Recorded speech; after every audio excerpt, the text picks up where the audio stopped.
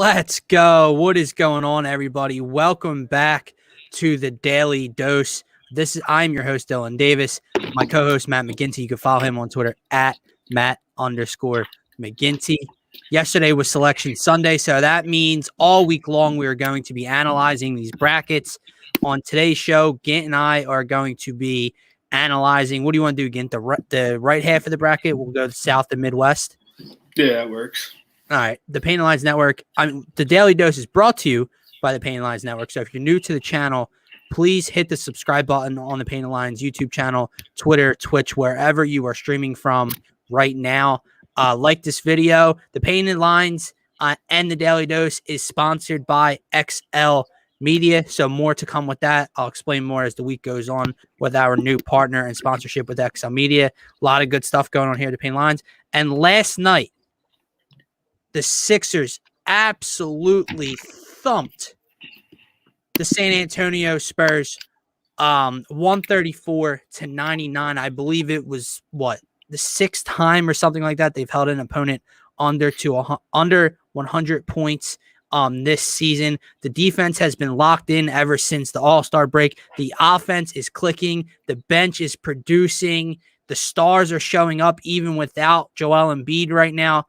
Again, this team is rolling. So talk to me last night. I know if you guys watched our bracket reaction, you caught us, kind of watching the Sixers first quarter and a half live last night. So thank you for that. But again, talk to me about last night's game, man, because Doc's got this team at another level right now.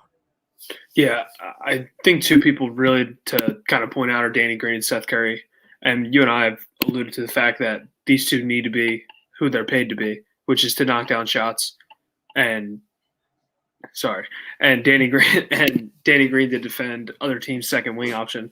But I mean, those two made shots, which is what we're going to need. And especially during this stretch without Joel and where Ben is going to have a lot of space to predicate where he can get them to their spots. I really think that's huge. So those two get a huge nod from me about last night, just hitting shots, which they haven't been the most consistent to so far this season. No, they haven't. I mean, when you look at the numbers, Seth gave you 21, Danny gave you 16, and Danny came out guns blazing. I mean, that first, he had 9 or 10 points, 11 points in the first quarter or so. But just when you look at the 3-point shooting totals, they knocked down 15 threes last night beyond the arc. And that's something on yesterday's Daily Dose when we had Brock on. We talked about, who needs to step up in, Joel's absence. Life without Embiid is going to get tough. We thought. It's not off to that start, but, we talked about Ben Simmons having to step up, talked about Tobias Harris having to get to even another level than he's already on, and I mentioned, 3-point shooting just as a whole, and last night was a thing of beauty. Now we have a comment. I know Mike is very excited about this win, but then we have a comment here. I mean, was it really a good team? No, I mean, the Spurs as a whole are a great franchise. The Spurs are a good team this year. They're in the playoff hunt. But last night, no Aldridge, no DeRozan. So no, last night's Spurs team wasn't really a good team. Neither were the Wizards. Neither were the Bulls. The point is, what do great teams do versus lesser talented teams in this league? Destroy them. Okay. What have the Sixers done since the All-Star break? 20-plus point win, 20-plus point win in back-to-backs on the road. And then they come in last night, first night in front of fans, and hand Greg Popovich and the Spurs their worst loss in franchise history by 35 points. So, no, you're not getting the test that you wanted to see. But didn't we just get that the game before All-Star break? Didn't you get that test against Utah when they forced OT and beat the Jazz in that crazy, exciting game? So you got the test. They got some rest. And now they're handling teams easily. But I don't know, man. I think I don't like to give a coach too much credit. But I'm just looking at, dude, I just feel like Doc has this team at another level. I know guys are stepping up, and Korkmaz since the All-Star break is averaging 16 a game, and he's shooting well. Tease hasn't missed a damn shot in 2 or 3 games.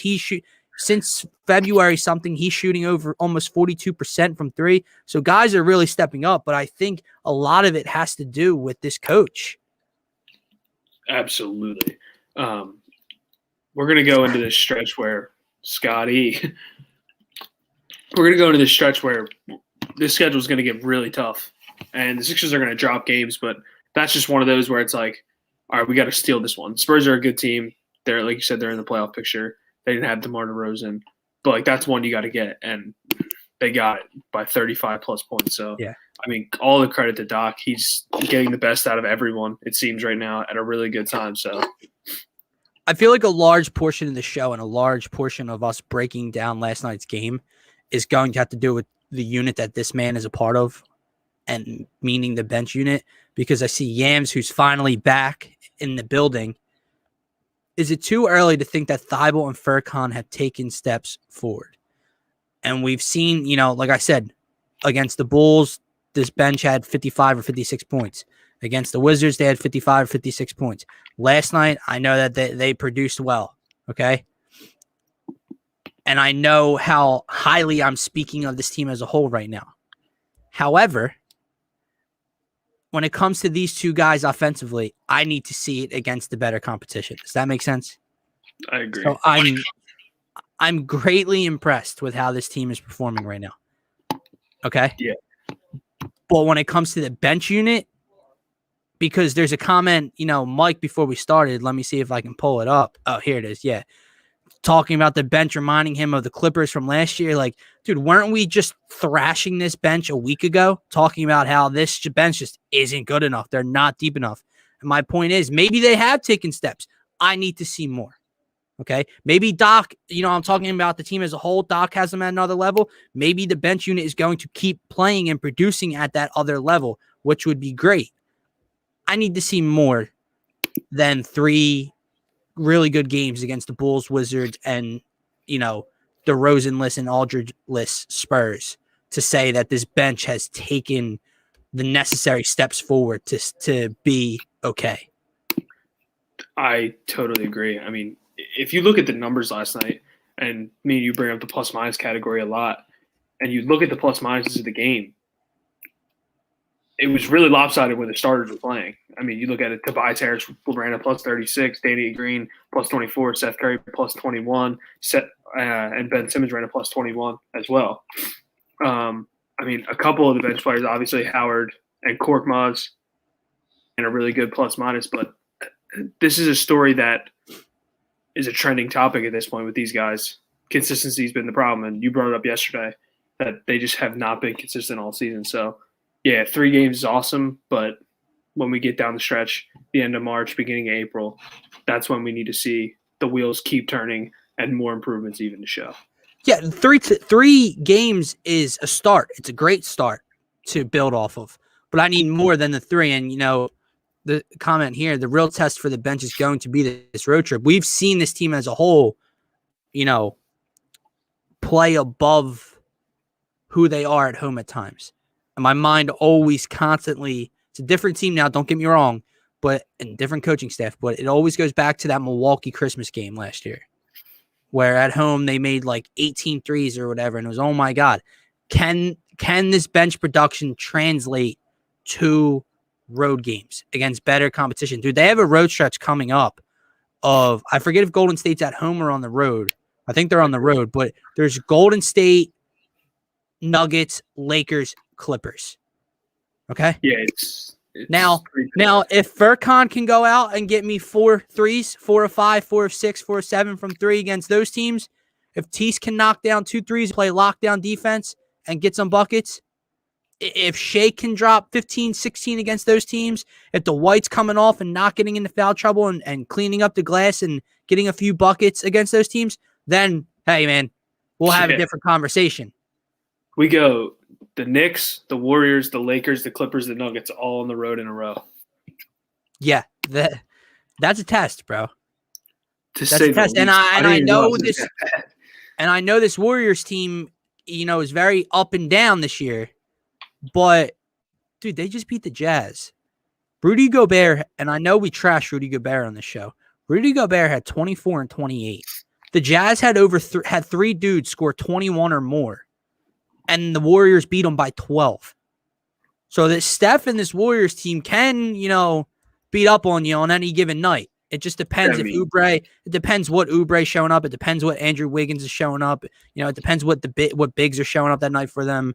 Depends if Draymond's dropping a triple-double and 16 assists. Like, there's a lot of factors that go into it. Seth alone with 30 isn't just going to beat you, but it depends how the role players show up. But they can beat you. And then you got to go Denver. You have the playoff Knicks right now. You have the Lakers, the Clippers.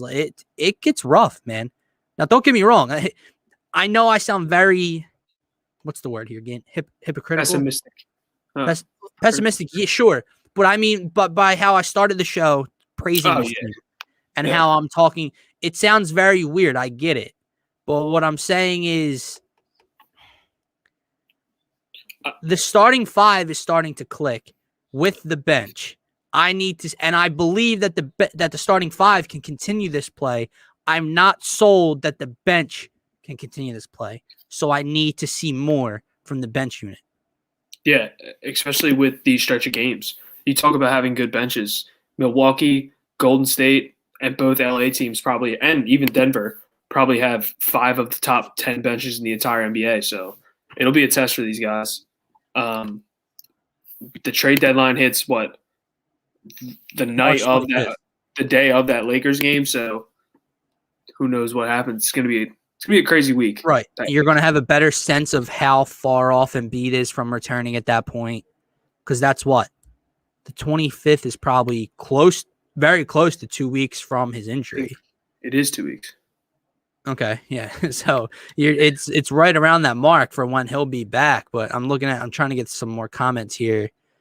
Well, I could credit the bench for sure. People acting like the bench wasn't the problem all first half. No, the bench has 100% been the problem in my eyes, or been a large portion of the problem. That's why I need to continue to wait. Mac says, this year, trade no assets unless something is really good. Just wait for the buyout market and add it. Yeah, man, I'm not going to overpay. Again, I think you would say the same here. Where we stand on the Kyle Lowry front, but I saw like Shams put out that article, and I didn't read it, but someone in our Discord made a point. Apparently, Detroit's asking for a second for Ellington. Here you go. There's a second round asset. Like, please. The only thing is this is a second round pick from us, is hardly even a second round pick at this point. If you look at where we're going to stand in the standings, that's the 54th pick. I don't know if they're looking towards a 33rd pick. So, but Wayne Ellington, I know Brock alluded to how much he liked him. I said that I was really on the fence with him, but at any point you just need improvements, and he would be an improvement. So. Absolutely. Yam says if they keep winning, don't expect any major moves. At this point, man, I don't expect any major moves regardless. I think they like Abe said above, it's not going to remain consistent. They still need a piece or two to add. I think they need 2 bench pieces, and not 2 bench pieces to be the first 2 off your bench, just 2 bench pieces for different reasons. Like we talk about that stretch big that can hit shots from the outside and stretch the floor. And we talk about another shooter or scorer off the bench. Wherever Daryl Morey decides to go, I'm fine with it. I'm trying to get my evaluation up to date again, because I wait for, get a game mark, and I'm watching this team play, and it's like, if Tease is a huge part of this team, dude. Like, if this is the Tease you continue to get,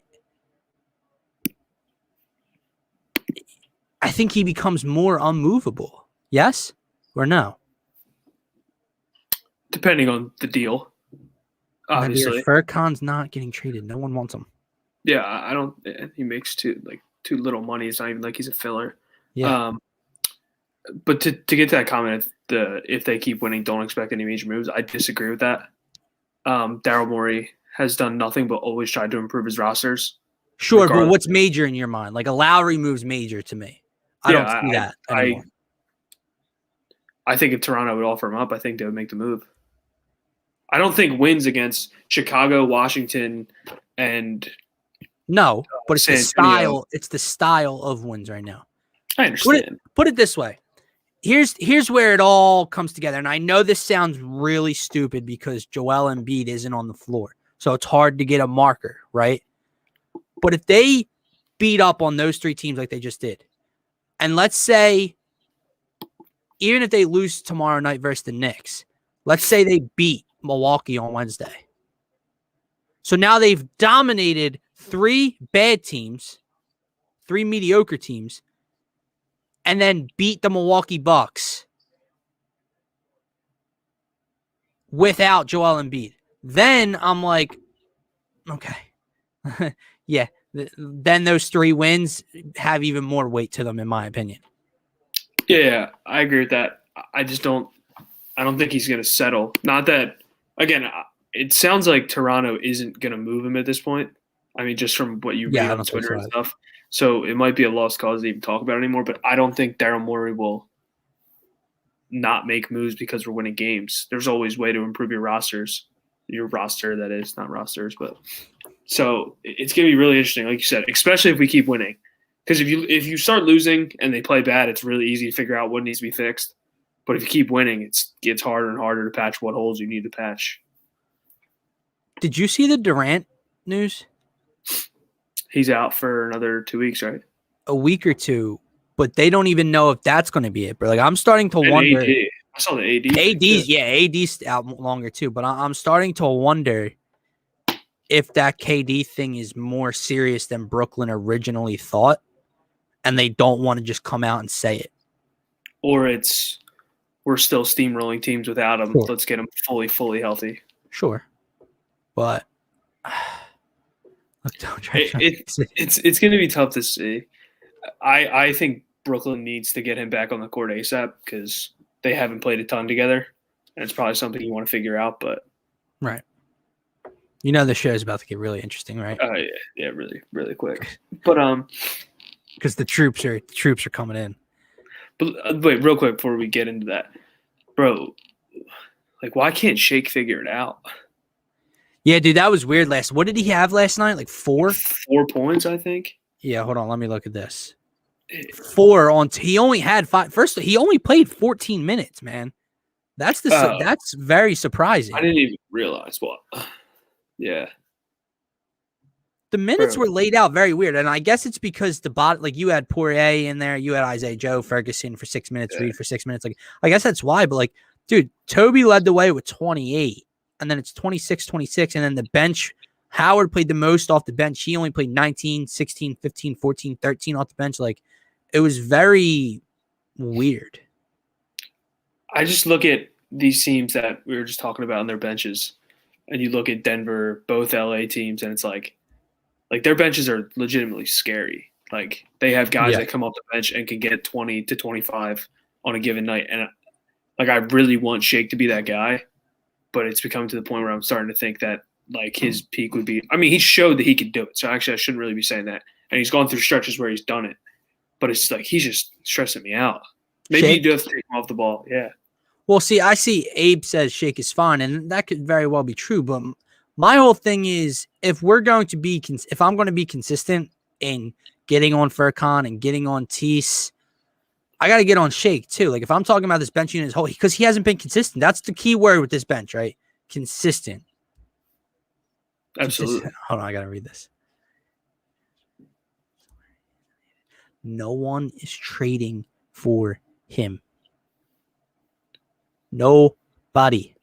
Nadir, what do you think that like the price of Furkan Korkmaz would be for a team to get? I'm just curious on his opinion on the situation.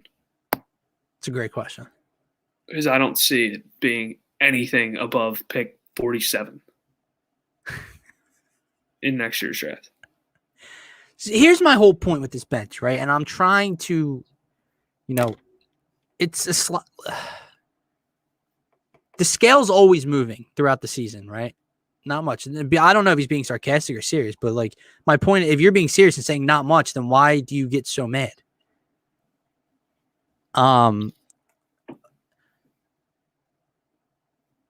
This bench,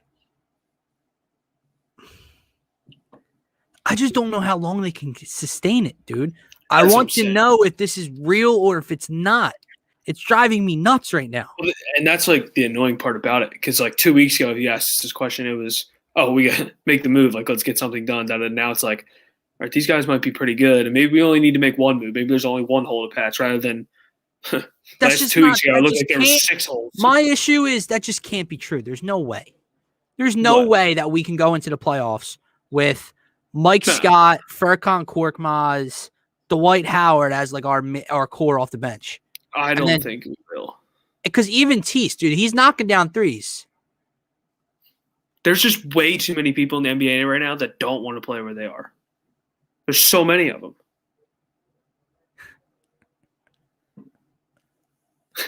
You couldn't even give him a compliment. There was 12 people. Your 6th best scorer? Yeah, Why would I praise screen. Why would I praise the 6th best scorer? I'm just asking. I don't get it. PJ is still out there. I want no part of PJ Tucker. Yeah, dude, he's like growing less and less. Like I already didn't want him, and now I want him even less. This show is, and I apologize for all of you whoever wanted like a complete breakdown of the game last night. I just don't have like it was a complete. How can you break down a 40-point victory? Yeah, it was a thumping where everyone was locked in. Toby. We could talk about Toby and Ben for a little bit because we haven't really touched on them at all. Because you mentioned Seth and Danny's, scoring, especially early. I talked about the 3-point shooting. But yeah, I mean, I guess we can look at Ben and his return and Toby. Toby's impressive, man. Yeah. Especially like Brock's out there. Brock Landis, if you're watching this, man, stop teasing me. Because all he keeps doing is putting up comps to Melo and then showing the side-by-side of Toby's mid-range game and Melo's. And I'm like, he's at a point where, I talked about it a couple weeks ago. He's at another level, and it just continues to grow. And I don't know if the not making the All-Star team pissed him off or what. But even since coming back, he's just like, okay, no Joel, no Ben. No problem, bro. Like, he's just getting to his spots whenever he wants. Like, last night, 23. It's not even just the scoring, though. 23, 9, and 7 in 28 minutes, dude. That's outrageous. Yeah, it definitely pissed him off. And I think he had a quote either yesterday or the day before talking. He was like, yeah, it definitely hurt, but I've been playing at an all-star level, and I know what I'm capable of, da-da-da. But like I said yesterday with Brock, I'm super excited for this Ben and Toby being option 1A and 1B essentially without Joel out there. I really think he's going to – I shouldn't even say get the recognition he deserves because according to that Washington Wizards announcer, it's because of Ben. But all right, you know what I want to do? Let's continue to talk a little bit about life without Joel because you just said about how Ben and Toby are playing. And Brock mentioned it yesterday, and I was just like – while he was saying it in my head, I was like, there's just no way that those two can keep. Like, I just didn't foresee. It's only been one game, by the way, since his injury. But I just didn't foresee this team continue to play so well without Joel and keep the ship afloat. You know what I mean? So I want to look at the schedule ahead and kind of look at, can Ben and Toby sustain this and kind of keep this team in first place in home court advantage? Because 27-12, I believe, is the best they were, like better than last year, like more games above 500 than they ever were at any point last year. 15 games above 500. How many have we won in a row now? Getting 4 or 5? 5. It is 5, I believe. Let me double check. Yes. It is 5? Yes. Oh, good job. Pacers by 16, Jazz and OT, Bulls by 22, Wizards by 26, and Spurs by 35. So now let's continue to look like life without Joel. Knicks at home, Bucks at home, Kings at home. Now the interesting point for tomorrow's game is the Knicks play tonight in Brooklyn. So we're the second half of their back-to-back on the road. However, then we transversely, they're our first of a back-to-back against the Bucks. So Sheesh. should we? I'm going to say, let's just run down. All right, I'm going to come out with this statement. I'm going to say that Joel comes back April 3rd. April 3rd. That's home. I'm going to say he comes back after the road trip. Yeah, I could definitely see that. It's going to be about 2. The Lakers game on the 25th is about 2 weeks after his injury. But that you're on the West Coast at that point. Lakers, at Clippers, at Nuggets, at Cavs, and then you come home against the T-Wolves. I'm going to say that's when he makes his debut. So let's run it up to that point, Gint. And we'll continue to do this throughout the course and see how it's going. But I'm going to say they split with the Knicks and Bucks. I'm not going to say which one they beat because they could have a letdown game tomorrow night against the Knicks and then come out on fire and beat the Bucks. I just think in a back-to-back with those two teams, I think they split. I'll say they split. I definitely don't think they're going to win both. I could see them dropping both too. See, dude, there's a couple. Here's my issue. Back-to-backs coming up. Well, this is my issue. I don't know how. Like, to me, they're fully invested in the fact that they're okay with Tony Bradley getting these minutes, basically when Joel's out and Dwight's not on the floor. And I just hate it. I don't like it at all. And like, dude, Tony Bradley. The one game, the Chicago game, was enough for you. It was cool, dude. Like, don't get me wrong, like, awesome, but come on, man. Like, I was. That's why when I brought it up to you guys yesterday, I was like, that makes me think the Sixers think this is a 2-week thing, and maybe he'll be ready to go after because, like, you didn't make a move, and we talked about how the standings were so close, and I assume they're going to want to be the 1 or 2 seed, right? You want to have home court advantage in the playoffs as much as possible. But, man, like, he is just not very good. I hate to say it, but. So, we're going to go 1-1 versus the Kings at home. They're going to win that game. Yeah, the Kings are terrible. Then it's then they got to travel to New York the next day to play the Knicks. This is going to sound really weird. I'm going to go based off of the first game. There's no way they drop both to the Knicks in this week. Do you think they can beat them both? They could, but what I'm saying is, you know how I said they split with the Bucks? Yeah.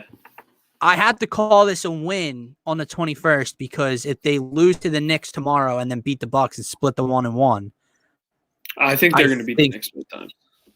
Okay. So you're going to sit. So you think they lose to the Bucks? Yeah. Okay. You know what? I'll do the same with you. Okay. So we're going to go 1-0, 1-1, 2-1, 3-1. And then they drop 3 straight. At Golden State. Oh, wait. The Golden State. They're probably going to drop 4 straight. Yeah, I don't think they win that game. I think they lose that game too. Yeah. At Lakers. I don't think they win that game. Well, actually, that's not true. I think it depends on AD. And AD's going to be out. Yeah. I think Sixers can win that game. I don't think the Lakers are very good without AD. I don't think they can beat the Clippers. So I shouldn't say I don't think they're very good. I don't think they're as good without AD. And that's a game you can win. So I'm going to give them a win. Clippers. I don't think they win that game. I think it's a loss. Nuggets.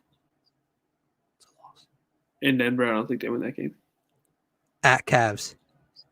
I think they win that game. So Cleveland is a dumpster fire. Andre Drummond does not play. And this is if Joel comes back to 30. He could come back first. I'm just thinking West Coast trip. I can't foresee him coming back 2 weeks and 2 days and flying out west to rejoin the team and all. So, especially with trying to get his conditioning back up. So we're going to say, so again, if I'm running through you, we're going 1-0, 1-1, 2-1, 3-1, 3-2, 4-2, 4-3, 4-4, 5-4 in the next 9. Which without your MVP and you're going probably one of your toughest stretches of the season, that's not that bad. Sure. But I mean, however, we also gave him a couple wins that. However, it probably drops you to 3rd place. Yeah. But I mean, definitely at least drops you to 2nd because Brooklyn. That's the price you pay. Not trying to rush and beat back because sure. And let's say it drops you to 3rd. Let's say it drops you to 3rd, and you're only a game and a half out of 1st, and then he comes back. Play Milwaukee. Yeah, you still have a chance to get first or second. But my point with doing all that is so let's set the bar at 5 and 4. They're just about a 500 team without Joel, we're saying. Is there a chance Ben and Toby exceed what we just set as our expectations for the next 9 games? Oh, yeah, there's a chance. God damn, Mike, are you serious?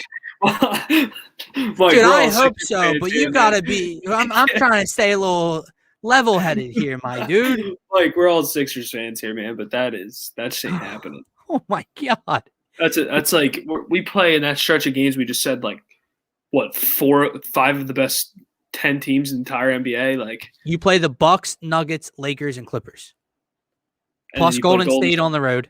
And the Knicks twice. That's 7 teams in the playoff picture, or 7 games of teams in the playoff picture. Right. Now, if they even go 6 and 3, that's my point. We said it at 5 and 4. Can they get a game over our expectations? 6 and 3 in the next 9 without Embiid would be beautiful, in my opinion. How many of them are back-to-backs? You said there's obviously there's 2. There's 2 coming up. Yeah. So 4 of those would all be considered back-to-back games. Sorry. Yeah, I'm trying to get to it. So it's Tuesday, Wednesday of this week, and then it's Saturday, Sunday this weekend. And then after that, it's 2 days, 2 days, 2 days, 3 days, 2 days. So, yeah, there's 4 of the 9 are in back-to-backs. Both of the back-to-backs include playing the New York Knicks. I hate the Knicks, dude. I hate them. And my whole point in doing this, everyone, so you guys can keep commenting. We know Mike's stance. Is there a chance that Ben and Toby can continue this high level of play and overachieve throughout the next 9? And you guys are right. I see a lot of comments saying that you guys all think he's going to come back versus Denver. It's a possibility. I don't think if anything, I just can't see him flying out. Yeah, I'm going to say he's not going to make the trip. So he might come. I think Cleveland comes back. He could meet up in Cleveland. But I said it against the T-Wolves because it's the first home game after the road trip. So that's what I set it at. So we have, so far we have, I don't see why they can't.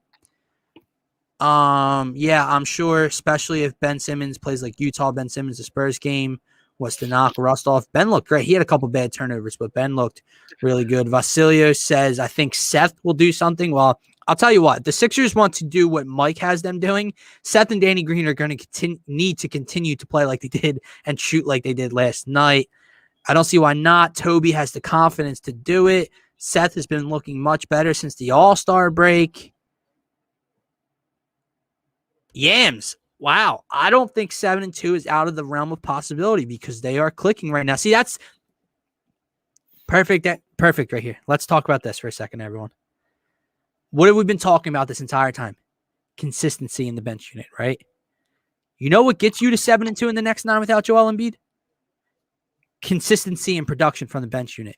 You give me that number right here on the screen in your next 9, and I'll stop complaining about the bench unit until they have like a 5-game rough patch where they bring me back to negativity with them. But you give me that, because I'm telling you now, that translate bench unit.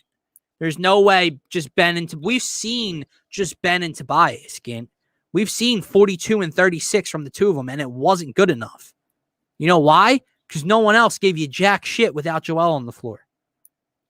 The supporting cast is going to have to pick their games up, which brings me to my point of if they can do that, if Seth can pick his game up, if Danny can pick his game up, Shake, Furkan, Matisse, if they can continue to play this level without Embiid, Gint, I think that does wonders for this team come postseason because they know they can do it without him. Imagine how they can play surrounding him. Yeah, I see a lot of the comparisons of the 17-game win streak we went on when we didn't have Joel. I was trying to find the opponents of that. I just don't know if during that 17-game win streak we went through a stretch of like these teams. Like, I mean, these are like the cream of the crop right here. I think the schedule was weak, bro. Like That's what I'm saying. Like, it I led know. into the playoffs, I know too. he beat the Cavs. Remember, he beat LeBron at home in one of the last games for the 3rd seed. Like, yeah. So it's like, but now you're going back to back. You're going. yeah, we need him to keep pissing off Ben. Everyone. Like, you get Giannis, Curry, Kawhi, Paul George, LeBron James. Like, you're playing elite talent every single night. Jokic, Jamal Murray, It's just way too much to ask to go 8-1, 7-2 without Joel. Right, and again, it wouldn't be too much to ask with Joel. That is if he misses the next 9 games, mind you. I base my positivity on Furkan and Thibel's recent progress. Again, they show me that they can continue to play like this against the teams coming up and continue to win and impress without Joel Embiid. Not saying it's impossible. Not saying they can't do better than the 5-4 we set them at. I'm just trying to stay level-headed and, not let my emotions get the best of me and be like, they beat the Spurs by 35. They can go beat the Bucks by 15 tomorrow without, like, it's going to be rough, dude. I mean on Wednesday, but I'll put it this way. If he does miss those games, they have to continue to beat the lesser teams like they have. So what that means, you have to beat the Knicks twice. You would have to beat Cleveland. You have to beat Sacramento. You have, in my mind, you have to beat Golden State. Yeah. That's your 5 right there. So put it this way. If you can beat the 5 you're supposed to, you have to steal one. And game. you steal one from the upper echelon of Milwaukee, Denver, Lakers, Clippers. You do that and you get to 6-3 without them. That's your road to succeed, to exceeding my expectations. Beat who you're supposed to and steal a game. Maybe they could do more. But that's what I'm setting my expectations at right now. This is a very, very good point on my 42 and 36 point. We also didn't have Shake. Don't forget that Utah had to shoot the lights out to beat Ben and Toby. I completely understand. It's just the fact that seeing that 42 point, basically a triple double, 30 season high 36 from Toby, and it just wasn't good enough was very deflating. And it's like, okay, they need more. And I don't know. Let's see. We can also steal our game of 2 with our defense as well. Hold a team to 88-90 and win a gritty game. Sure. If you're holding a team to 88 or 90, I would expect it to be the Knicks. I'm not going to lie to you. Looking at that schedule, I don't think any other team scores that low besides the Knicks. And it depends what Julius Randle you're getting that night. Depends what RJ Barrett shows up. Also, you have to take into consideration, like, this season's just been wild with guys missing games and stuff. So, I mean, you could get lucky and you could go play the Lakers and AD's already out and LeBron misses a game or Montrezl Harrell misses a game. So luck will definitely play in effect if you could steal a couple wins too. So it's going to be, 1, a really tough road trip, and 2, a very important road trip. Like, you can't go 3-6. You can't go 2-7. No. Yeah. You will drop. You'll be in Miami territory for allowing Miami to take that 30 because they're hot right now, dude. They've won like 10 of their last 11. Yeah, something like that. Look, the Sixers play tomorrow. We're gonna break down the Knicks matchup and talk about how they can get their next win, and we'll take it one by one. I was just looking at it as a whole from today's standpoint to get a bigger view. So we'll continue to take it one-on-one. We'll continue to update with how this bench has been playing. Step 1 to this bench, gaining, I guess, my trust. I've been hurt before, Gint. I've been hurt by this bench before. They need to build my trust back. It's not an easy thing to get back. What builds my trust? Consistency, my friend. That's what builds trust. Okay? So let's move on for the final couple minutes. We won't spend too long on this because we'll have all week to do it. But you want to take just a quick glance at this Nova half of the bracket. As you can see, we're already V's up, Gint. V's up. Because I got a lot. I had a lot to get off my mind. To get off your chest? That's what I meant to say. Sorry. All right, go ahead, man. Start it off. No, I mean, we'll get there when we get to Villanova. Okay. So do you just want to run down and kind of give who we like early on in the week? Yeah, go ahead. All right. So we got the 1-16 seed in the South, Baylor, Hartford. I like Baylor to roll this game. Yeah, That goes without saying. We talked. This game was big on our live stream yesterday with Mark. UNC versus Wisconsin is the 8-9. I know it's like a 1 point or a pick 'em on FanDuel. I'm rolling UNC in this one. Yeah, I am as well. I think we all spoke yesterday how we weren't big on Wisconsin. Sure. All right, here we are, Gint. We're at you. We're at. Oh my God, it was quick. We're at the Cats. It didn't take too long. Villanova versus Winthrop, 5-12 matchup. Winthrop has one loss on the year, but you got some things to say, so go ahead, my friend. It's not directed towards Winthrop. I mean, obviously Winthrop is 23-1, and it shows a lot. I mean, if you've only lost one game, regardless of who you're playing, the conference you're playing, that's tough to do in Division I college basketball. But I think people are forgetting who coaches Villanova, and that's been the best college basketball coach in the last probably 5-6 years. So I don't see Villanova dropping this game at all. J. Ray hasn't lost a first-round matchup since 2014. And that's when they were the 8-9 game against North Carolina. And they had James Michael McAdoo and they were just flat out better than Villanova. So Villanova's not losing to Winthrop, and I won't allow it. I agree. I don't think they drop. Look, I talked a little bit about it yesterday with you, dude. You're going to need your front court to produce. Absolutely. And when I think Robinson Earl shows up. At least I think he shows up all tournament, depending on how deep of a run they can make without Gillespie. But I think he shows up, especially Friday night. The question is, who's going to be his running mate? Can Justin Moore overproduce, or can Jermaine Samuels? Because I've seen Jermaine Samuels go off, dude. Jermaine Samuels is capable of a 20 to 25 point night. I've seen it. Can he do it when Robinson Earl needs him to? Can Justin Moore run the offense in Gillespie's place? You can't play Chris Arch. Sorry. Yeah, I mean, I'm not gonna say that Chris is my guy and everything, but I don't know Chris. I don't know Chris, so I can say it. I'll say it for you. What you essentially have to say is this: Villanova's gonna play probably. They'll probably play 7 guys. Your starting 5, which I assume would be Justin Moore, Brandon Slater, Caleb Daniels, Jermaine Samuels, Jeremiah Robinson Earl. And then they'll have Cole Swider, who's an absolute sharpshooter, and Brian Antoine, who I'm telling you now, Brian Antoine was a top 15 prospect in the country 2 years ago. He hurt his shoulder, then he re-hurt it this offseason.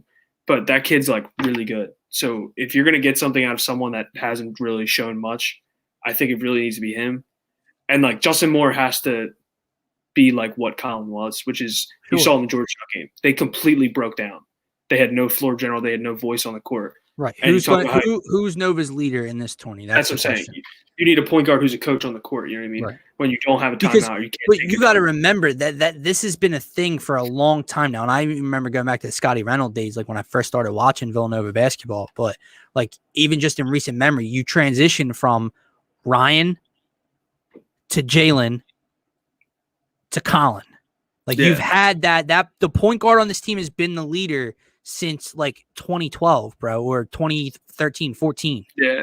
So it's can Justin Moore or somebody, doesn't necessarily have to be the point guard.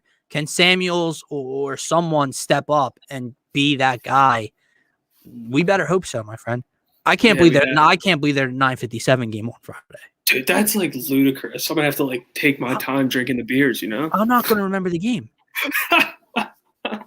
We're in the bar at 11:30 in the morning for the tournament. You think I'm remembering the 10 o'clock game? It's gonna be a healthy tap. I'm gonna have to. I can't stay there all day, my friend. But they're gonna be sir, you have to leave now. Not yet. Nova's not on yet, sir. We close at 10. PA just lifted those rules. Yeah, I saw that. They can close to whenever. Maybe I'll have to come over to PA for this. Yeah. All right, let's go real quick before we wrap up today's show. Let's just do the South bracket for today. Yeah, it's fine because we have all week, like you said. Yeah. I know Mark's huge on them. I like Purdue in the 4-13 matchup over North Texas. I like Texas Tech over Utah State. I know a lot of people kind of aren't sure how Utah State made the tournament. Yeah, absolutely. It's terrible. Especially as an 11th seed. I like Arkansas over Colgate. I'm not as big on Arkansas as Mark is. Mark has been a national champion. Mark Henry, I see you in the comments, my friend. Mark. I don't know if that's him. I don't know if that's him. That might be his dad, actually. It might be. I could be wrong, though. This game was tricky for me. I'm going to roll with the 7-seed Florida Gators here, but for a second, I was leaning VTech, the Hokies. Yeah, I took Virginia Tech.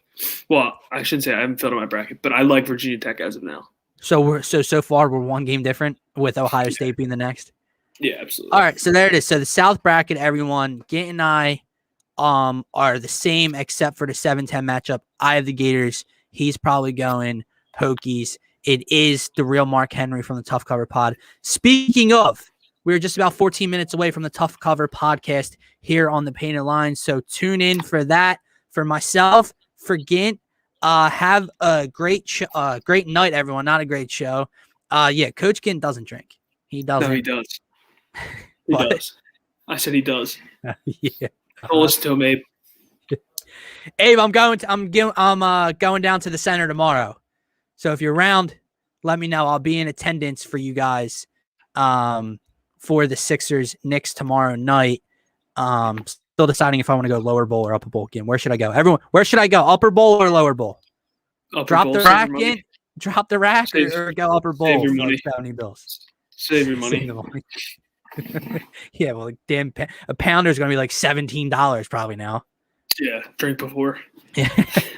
All right, for myself, for Gint, have a nice night, everyone. Go Sixers. And the word all week is consistency. Have a nice night.